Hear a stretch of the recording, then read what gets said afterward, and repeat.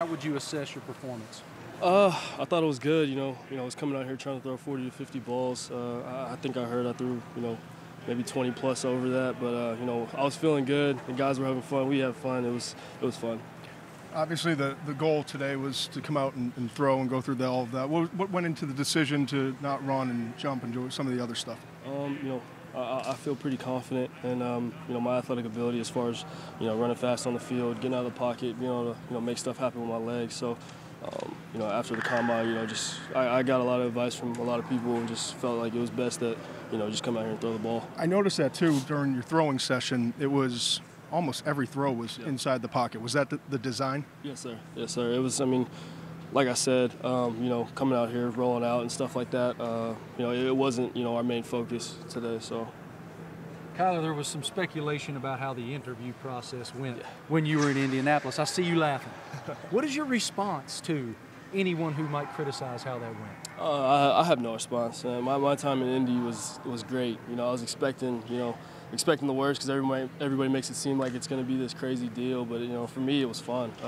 I probably had the easiest deal throughout the whole thing, but it was fun for me. In this whole process, I've been just trying to make the most of it and have fun with it. It's a once-in-a-lifetime deal. So, we've got about 6 weeks left before the draft. What's up next for you?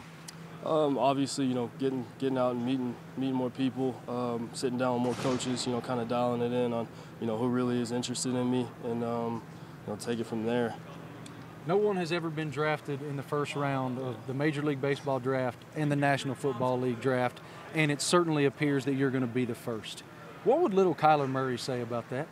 I think he would, he definitely envisioned it. I would say that.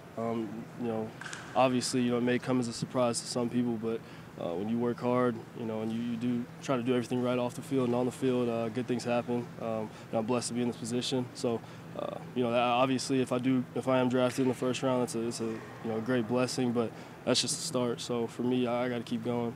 Obviously, Baker Mayfield, starter a year ago, Heisman Trophy winner, first overall pick. Have you talked to him about what's left in the process? What advice has he given you? I talked to him last night when I found out about the trade. But me and him, that's my boy. So we've been talking, since the Heisman. Really, we kind of been in a lot of having a lot of communication because he's been there and done that, and me being kind of younger guy, obviously asking him for advice and stuff like that. So he's been very helpful, and I'm taking it one day at a time. I know in a lot of ways it's very difficult for you to talk about you. I've interviewed you enough to know this. However, there's a guy standing beside me who says you're #1 pick in the draft. Okay? Why are you the #1 pick in the draft? Why? I'm not going to, like you said, I don't like talking about myself, but no, it's humbling, hearing once I kind of heard, how he was talking about me and Mel Kiper, it was kind of like, okay, people, are finally starting to realize, don't have to be 6'4" to play the game, and that's just, obviously, when he says something, it means something. So it was definitely it was a good feeling, but like I said, I got to put in the work and continue to put in the work, and hopefully have a long, successful career in the NFL. Your head coach, Lincoln Riley, obviously a big part in your success, identifying your talents, developing your talents. Can you tell us what he's meant to you and kind of how he's helped you get to where you are today? Yeah, he's been everything for me. On and off the field, making sure I was good through the ups and the downs. Throughout this whole process, he's had my back, and that's all you can ask for. A coach who actually knows his players. And you run through a wall for a guy like that. So, like I said, he's been everything to me and my family. One thing I've wondered ever since you went on Twitter and said I'm devoting myself to football is why, and when did you make that decision? And why is football right? Just because it is. I don't know how else to put it. No, but yeah, it was a lot easier once I made the decision and just went with it.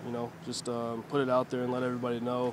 But before it, when it was kind of dangling out there and everybody was questioning me and all this stuff, that was probably the toughest part. Just because I'm sitting here knowing what I'm doing, but it's just like, I got to keep lying to people and stuff like that. But it's, no, I'm having a great time. I definitely made the right choice and had fun today.